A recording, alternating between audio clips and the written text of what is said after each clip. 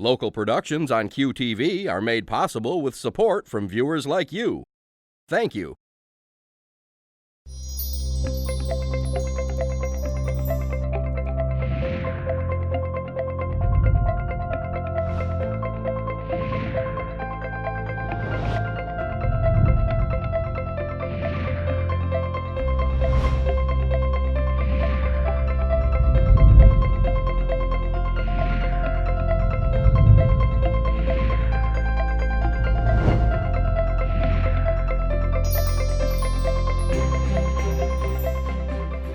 Hello everyone, I'm Junia Doan. Welcome to Junia Doan's The Spark, and thank you for joining us.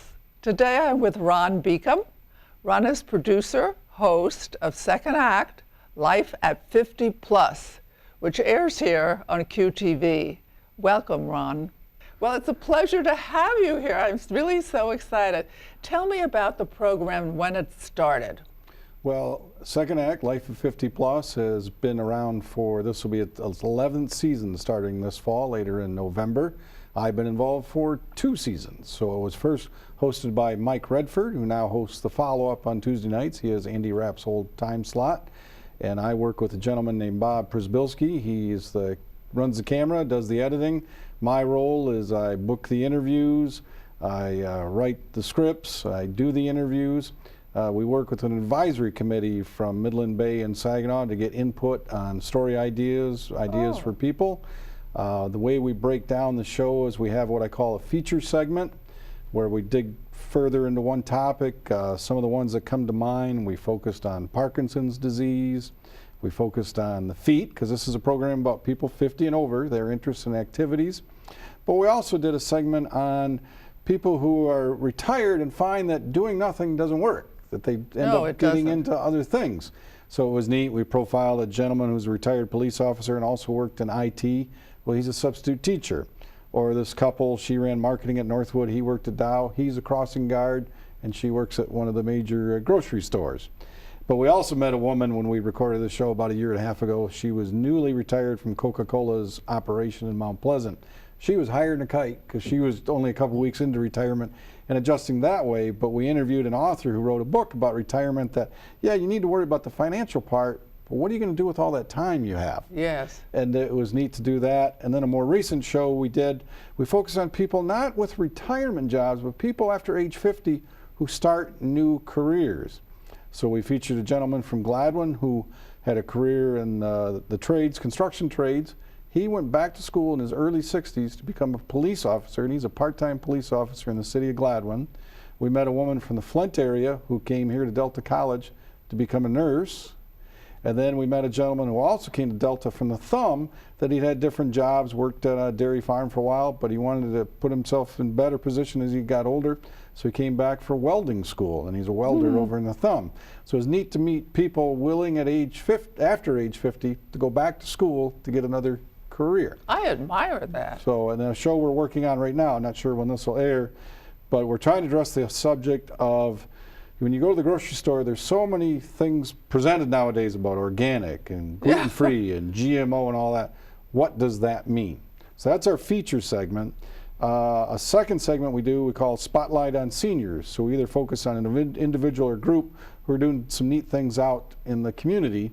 So one time we focused on a group called the Troubadours, or an outreach of the Flint Symphony, that they go into schools with a neat show to get kids excited about music.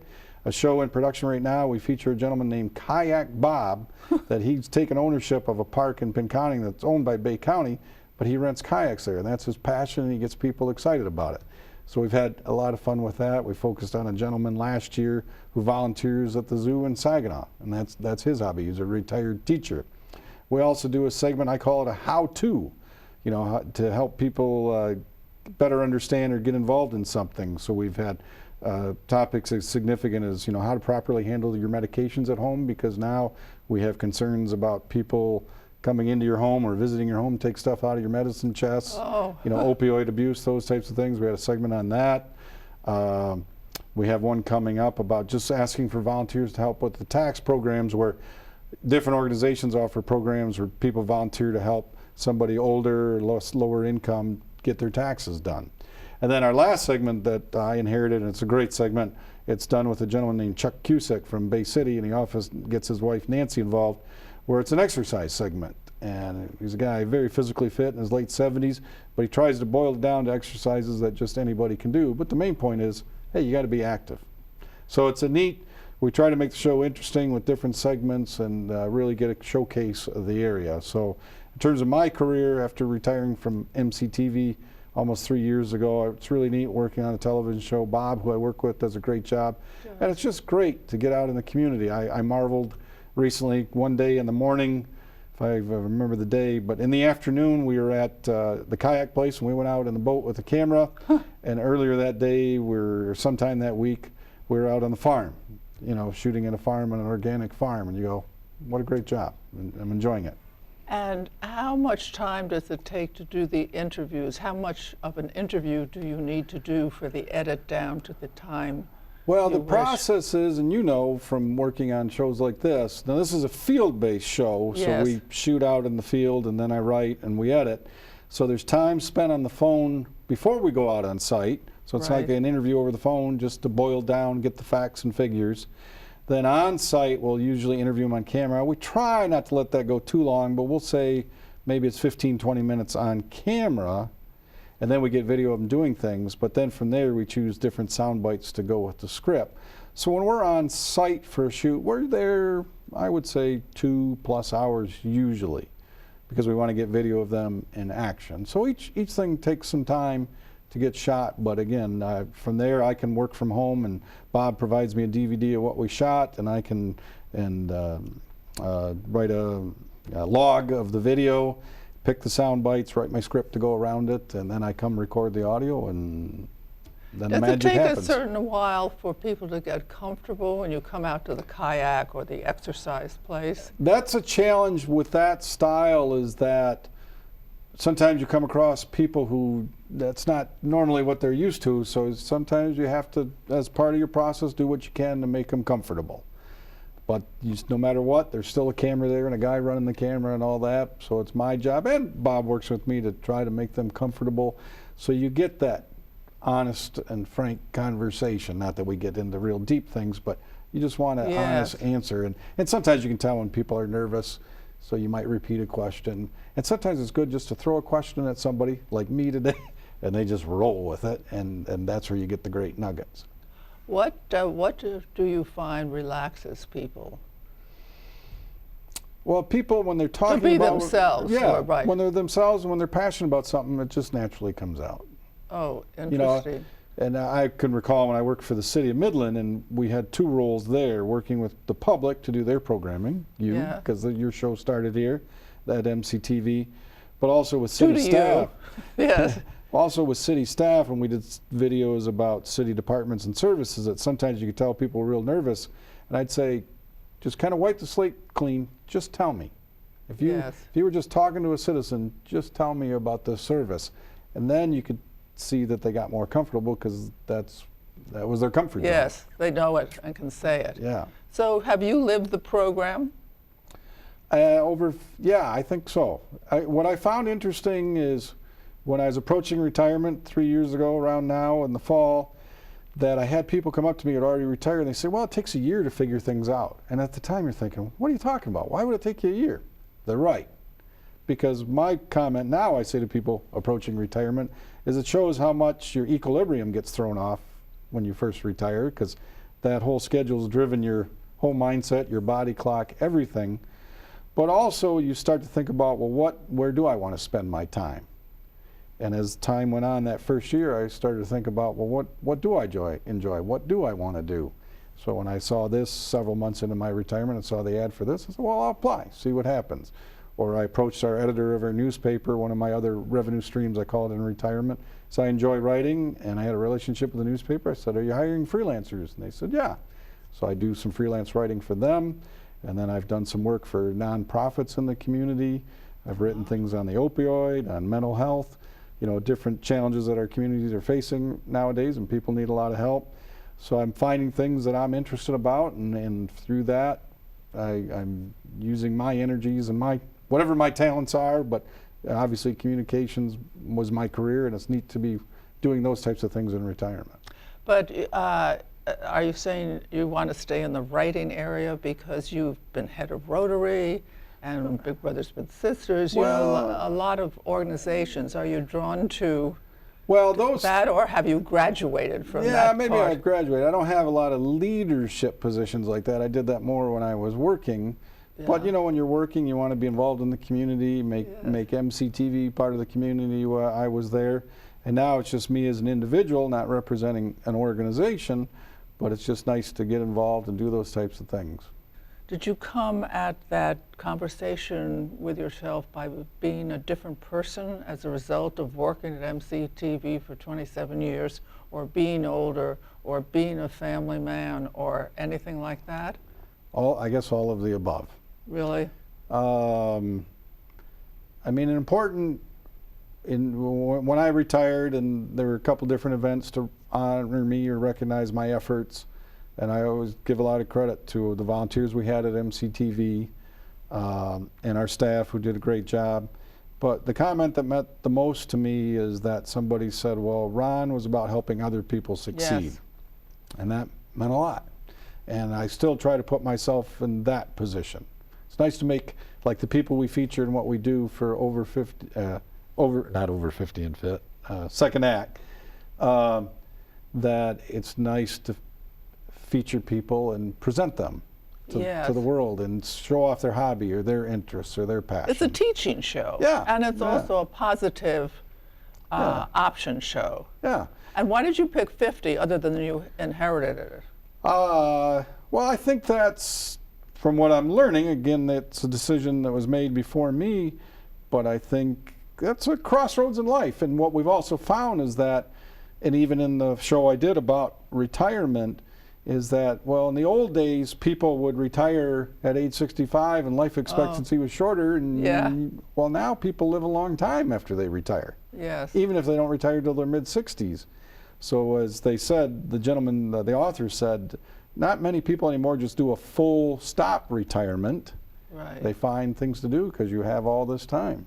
Right. So I think and wisdom. Yeah, Experience. You have a different insight. Yeah, exactly. You may be proud of it.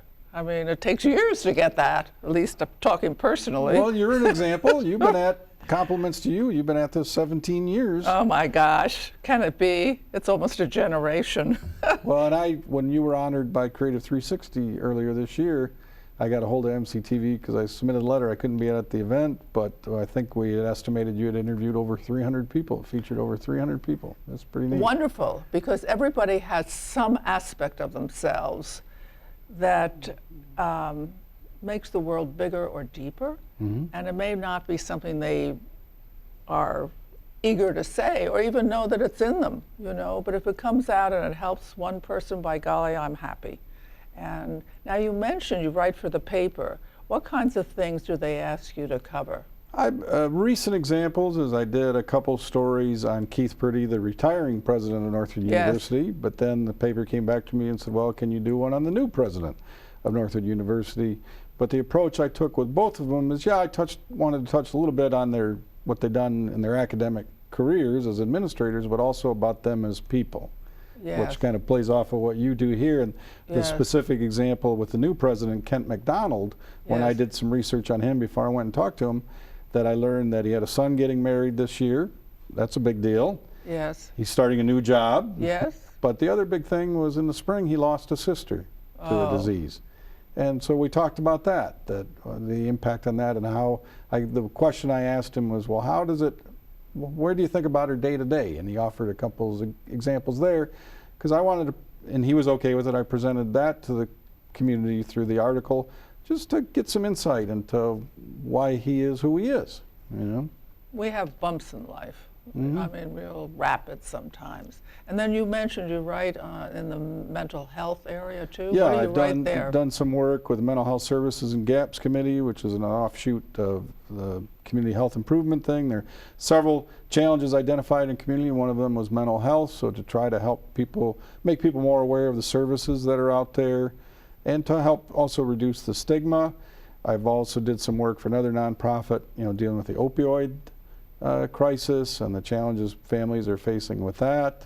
So it's been interesting to see, And then that was the nice thing about MCTV is we had a lot of organizations come through MCTV to reach the community, and you really learn a lot about the community and the challenges that are out there, and also a lot of positive things that are happening out there too.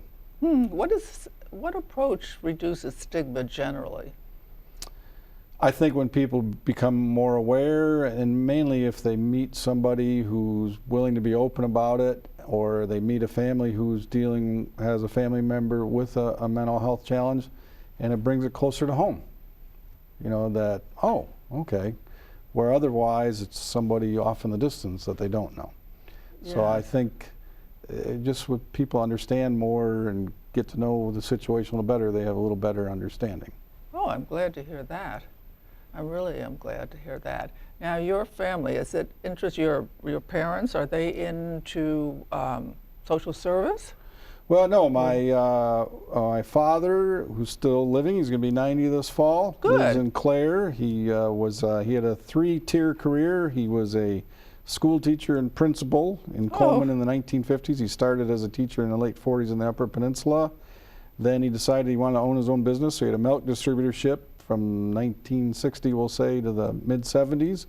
And then the bank out of Coleman, Clare area offered him a job as a bank manager. He eventually ran Chemical Bank Michigan, which has a headquarters in Clare, but answered to Chemical Bank in Midland.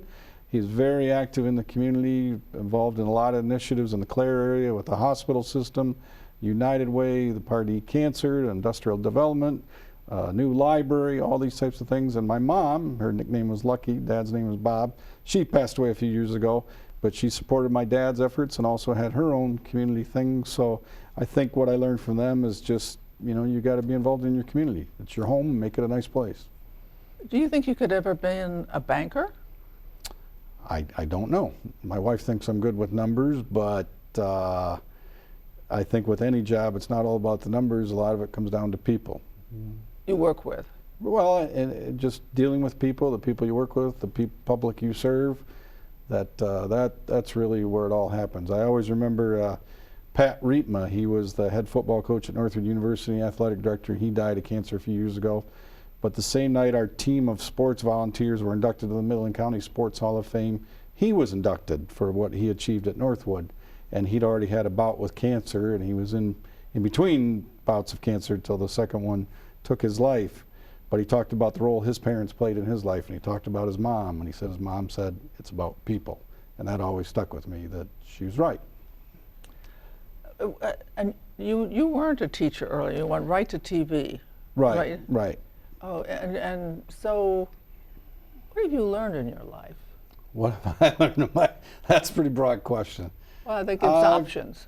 I've learned, well, I'll phrase it this way. One of my other revenue streams in retirement is I'm a substitute teacher a couple days a week in Bullock Creek, Meridian, and Midland area. And I've added something new to my shtick when I'm new to a group of kids when I first introduce myself. And I kind of go over the ground rules, how I want the classroom to go. And I say, well, my bottom line goal is I want you guys to be contributing members of society.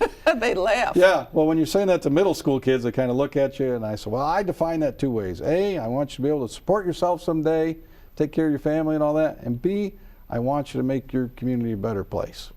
And how do they react to that? You know, because I said, I bet you can look at your parents or some of the people you know, and you see them doing it already. They're a Little League coach, or they do this, or they do that. That they as adults are doing things to try to make their community better. And that, I think, resonates with them. So they keep that. They've probably never been told that directly. In that terms by a goofy old substitute teacher, but it's one of my ways. You have latitude. Yeah, but it's one of my ways to try to connect to them, but also make them think a little bit. So really you're a teacher yourself, as I started. Maybe, I don't know. By writing? Yeah, you know. That's true. A challenge in whether it's TV or newspaper is to take information, distill it, and present it to other people so they understand it. So I guess, yeah, there's a teaching component to that. One thing I always quoted in all the years I was at MCTV, and I still quote, a workshop I went to once asked, well, how do people learn the best? And I always throw that question out, and then people think about it, and what surveys and some studies showed is you learn the most when you teach someone else. And when I give that answer, then people go, yeah, that's right, because you find out what you don't know, You find out what you do know. You find out if you can communicate what you know, because then hopefully people on the receiving end are able to achieve what you want them to achieve. What would you like to learn? What would I still like to learn? A lot. I always want to do better. I always want to help people more.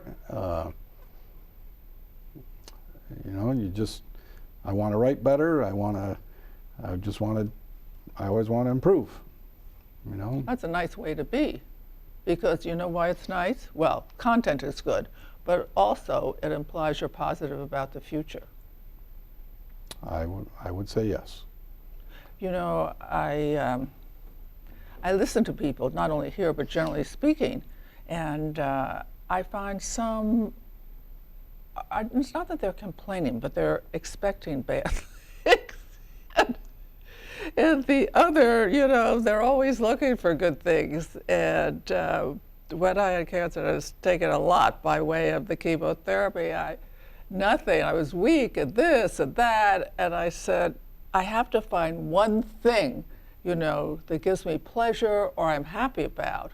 And it turned out to be the color of the wall in my room, which I had chosen. And the minute I did that, it connected me to a different level, not a different level, a reserve of sort of positivity during this very choppy period. So I try to say to people, in essence, change the story, you know, instead of what all is wrong, you know, can you find one thing or another that gives you either pleasure, answer something, or help someone, and then you're good. I have a friend who's in rehab in New York.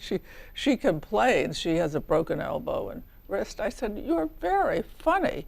Why don't you go up and down the floor and cheer up other people, right? Well, so is your wife involved with you in any of these? She supports what I do. She supports what I do. You know, and sometimes she'll go, why do you want to do that? Well, it just feels like the right thing to do. She'll challenge me or suggest things, so I appreciate that. I don't want people to have the impression, I mean, I do have a cynical part of me. I am suspicious of people's motives sometimes, but I always like to think we can improve and do better. Oh, interesting. Oh, interesting. Well, mostly if you treat people well. Yes, you know. yes. And I just want to take a moment, Junia, to compliment you and what you've done, first with MCTV and Uncommon Sense, and now the Spark. And you talk about, you know, what motivates you and inspires you.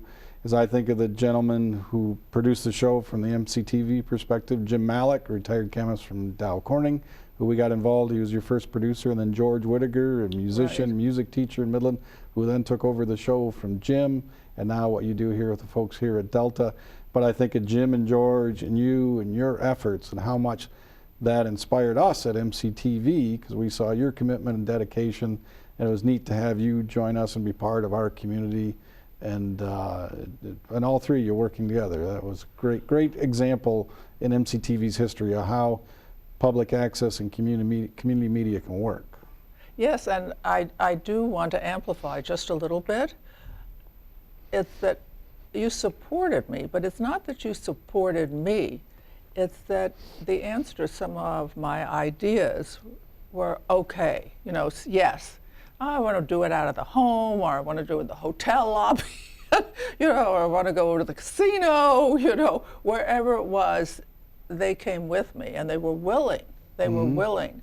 And that kind of a risk-based life, it's hard for people. You know, everything is different and certainly not always predictable. So I had really a wonderful experience that. And for me, this is a teaching program. I am trying to broaden people's lives through the lives of the people I interview. What's good, how you handle things, what you could get interested. You just said, you can, through your interviews, you can lead one life and switch. That is the genius of America. That is the optimism of America, that you're not slotted like in communism to one thing they tell you to do. And, you know, with all the sort of static in the society for the moment, it's good to hear, you know, let's draw where's the paint color? You know, what's going to give you pleasure? Right. What can you get inspired by? So I'm very fond of all of you. Well, and compliments to you, Junia, also with that we talk about Jim and George and all the guests you had. You do your homework. Yes, I do. And the story George told and I've shared is the time you set up in a hotel in Mount Pleasant and Al Sharpton, noted civil rights activist, spoke there and then came into the room and George said the look on Al's like, well, what's this going to be all about? But once you sat down with him, started asking questions, you had him because he was impressed with the homework you did. And he didn't get the typical questions that Al Sharpton normally gets. He got questions about, well, what makes Al Sharpton tick? It was a great interview, but you put the time and energy into it. And people respect that when they see effort, they like to match that effort. Appreciate it. We talked about prayer. And so it was really a different conversation. So I want to say something about Ron. Do you hear the goodness in him? Do you hear that he comes from a position of wanting to help? Do you hear that he's steady? He had a father who had 3 successful careers, and early on, I don't know what drew you to television, but he went there and he stayed in one variety or the other. And even after he retired, he found a niche and he was willing to take the risk to apply for it. You know, he who had been doing this the whole time. So I want to remind you, through his people and his own life, there's a lot to be grateful for. There's a lot to support people. You don't even know if a smile helps them in a particular day. And take the next step. Take the next step. And I thank you, Ron, and please go out and do something generous and kind and decent for someone you know and someone you don't know. And please come back and see me next week. I would really like that. So again, thank you, Ron. Very pleasurable for you to be here. Always a pleasure. Always a pleasure. To contact Junia, send her an email at juniadonesthespark@gmail.com. For more information, program schedules, and news about future guests, go to www.juniadonesthespark.com. Thank you for joining us. See you next time on Junia Doan's The Spark.